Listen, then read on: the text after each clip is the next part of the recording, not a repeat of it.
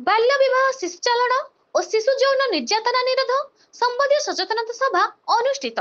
अनुगुल जिला विश्व जीव केन्द्र बणिनाली अनुगुल द्वारा परिचालित कार्यक्रम आसेक्स टू जस्टिस द्वारा अनुगुल जिलार किशोरनगर ब्लॉक उरुकुला ग्राम पंचायत खमार ग्राम में सचेतनता कार्यक्रम अनुष्ठित हो जाइछि।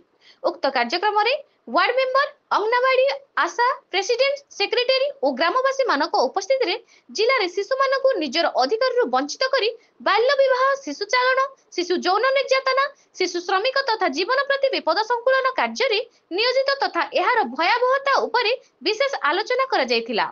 बाल्य विवाह तथा शिशु को श्रम रे नियोजित करुथिबा लोकंक पई भारतीय आईन अनुसार बाल्य विवाहर दंड विधान और नियमावली एवं प्रत्येक शिशुर 4टी प्राथमिक अधिकार विषय रे आलोचना करथिले। एही सब कार्यक्रम रे आयोजन तथा परिचालना विश्व जीव केन्द्र निर्देशक मनोज कुमार महापात्र और पूजा स्वाई तत्वावधान रे प्रकल्प सहयोगी पपी देहुरी सभा परिचालना करथिले। आठमल्लिकरू गोविंद चंद्र नायकों रिपोर्ट, आगामी टीवी।